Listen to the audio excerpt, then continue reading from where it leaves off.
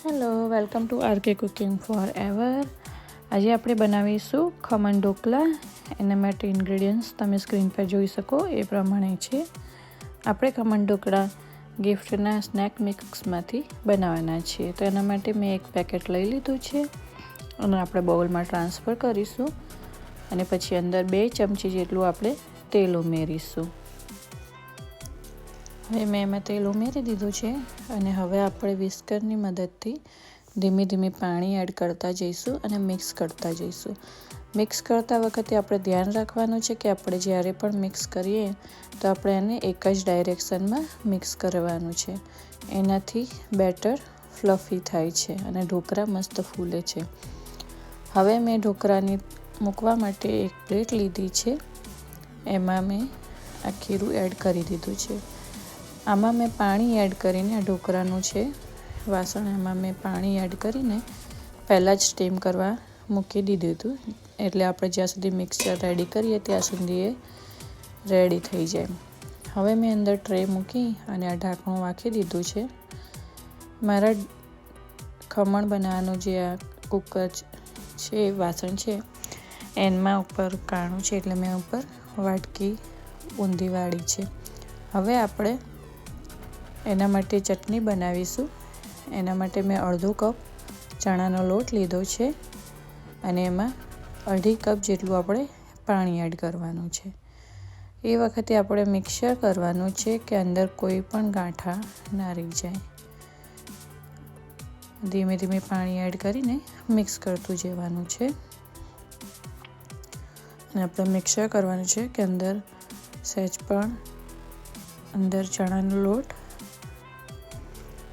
ગાંઠાવાળો ના રહી જાય. આવી રીતે મેં અંદર થોડું થોડું કરીને પાણી એડ કરી ટોટલ મેં 1/2 કપ પાણી એડ કર્યું હતું. હવે એમાં આપણે હળદર અને આપણે કોઈને ખાંડ એડ કરવી હોય તો ખાંડ એડ કરી શકે. મેં ગોળનો પાવડર એડ કર્યો છે. એ ના હોય આ મેં ગોળનો પાવડર એડ કર્યો છે.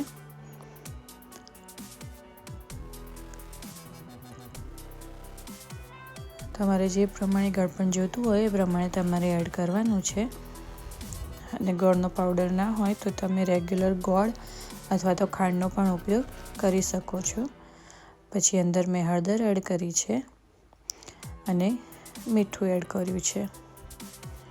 સ્વાદ અનુસાર મીઠું નાખવાનું છે અને અડધી ચમચી હળદર એડ કરવાની છે. હવે એને આપણે મિક્સ કરી લઈશું. હવે એ બરાબર મિક્સ થઈ ગયું છે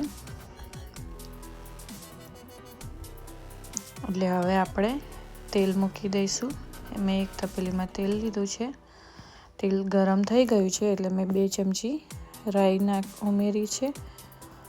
રાઈ બધી તતડી જાય, બધી રાઈ ફૂટી જાય પછી આપણે હિંગ એડ કરીશું. અને હિંગ ના એડ કરવી હોય તો પણ ચાલે.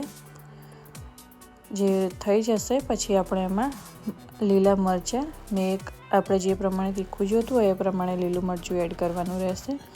મેં અહીંયા એક મીડિયમ તીખું આવે એવું મેં એક મરચું લીધું છે. આ મેં હિંગ એડ કરી છે. હવે હું અંદર મરચું એડ કરી દઈશ. તમને વધારે તીખું જોતું હોય તો તમે 2 મરચાં એડ કરી શકો છો. આ ટાઈમે આપણે મિક્સર કરવાનું છે કે ગેસની ફ્લેમ મીડિયમથી લો રાખવાની છે અને ધીમે ધીમે આ એડ કરીને અને મિક્સ કરતું જવાનું છે. એને એડ કર્યા પછી આપણે મિક્સર કરવાનું છે કે આપણે સતત એને હલાવતા રહેવાનું છે કે જેથી એના પાણી અને ચણાનું મિક્સર અલગ ના પડી શકે. એટલે આપણે થોડું થોડું કરીને એને મીડિયમ ગેસ ઉપર રાખીને એને હલાવતા રહીશું. આવી રીતે વિસ્કરના મદદથી એને મિક્સ કરતા રહીશું આપણે. પછી તમારે ઉકળી જાય એટલે હવે આપણે એને સતત હલાવ્યા રાખ્યું છે. હવે એની થિકનેસ જેવી એવી આવી ગઈ છે એટલે હવે એ રેડી છે. હવે આપણે ગેસ બંધ કરી અને કોથમીર એડ કરી દઈશું. આપણી ખમણ સાથે ખાવા માટેની ચટણી કે કઢી તમે જે પણ કહો એ રેડી છે. તમે જોઈ શકો છો કે આપણે બહુ પતલી પણ નથી રાખી અને બહુ થીક પણ નથી રાખી. હવે આપણે જે ખમણ મૂકેલા હતા એ થઈ ગયા છે. આને ચડવામાં 15થી 20 મિનિટનો ટાઈમ લાગે છે.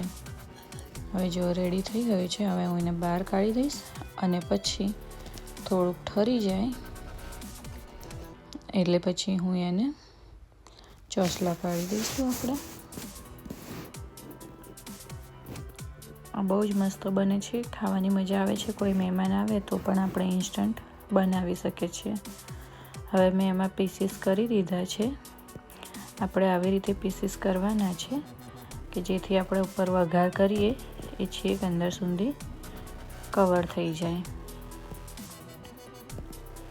અને આપણે ધ્યાન રાખવાનું છે કે થોડી વખત 5-1 મિનિટ આપણે એને ઠંડી થવા દઈશું, કાઢ્યા પછી સ્ટીમરમાંથી, અને પછી જ આપણે એને પીસીસ કરીશું.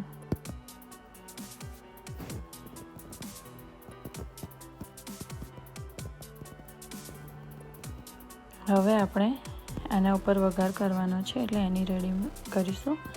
આ મેં 2 ચમચી ઓઇલ ગેસ પર મૂક્યું છે અને સાઈડમાં મેં 1/4 કપમાં પાણી લીધું છે અને એમાં મેં 1 ચમચી સાકર લીધી છે. તમે સાકર ના હોય તો ખાંડનો પણ ઉપયોગ કરી શકો છો અને એને આપણે પાણીમાં ઓગાળી દેવાની છે. હવે વઘાર આવી ગયો એટલે મેં અંદર મરચાં એડ કર્યા છે. મરચાં થોડાક ચડી જાય પછી આપણે પાણી એડ કરી દેવાનું છે અને એને 1થી 2 મિનિટ આપણે ઉકળવા દઈશું કે જેથી બધો સ્વાદ એમાં એડ થઈ જાય. હવે આપણે એને જે ખમણ હતા, ખમણની પ્લેટ હતી, એના ઉપર આવી રીતે એડ કરી દઈશું અને હવે આપણે કોથમીર એડ કરી દઈશું. તમારી જોડે ટોપરાની છીણ હોય તો તમે એ પણ એડ કરી શકો છો અને બહુ ટેસ્ટ મસ્ત આવે છે. હવે કઢી સાથે ખમણ રેડી છે. તમે સવારે નાસ્તા માટે અને ગેસ્ટ માટે કોઈ આવે ઇમરજન્સીમાં તો પણ બનાવી શકો છો. જલ્દીથી તૈયાર થઈ જાય છે. Thank you for watching.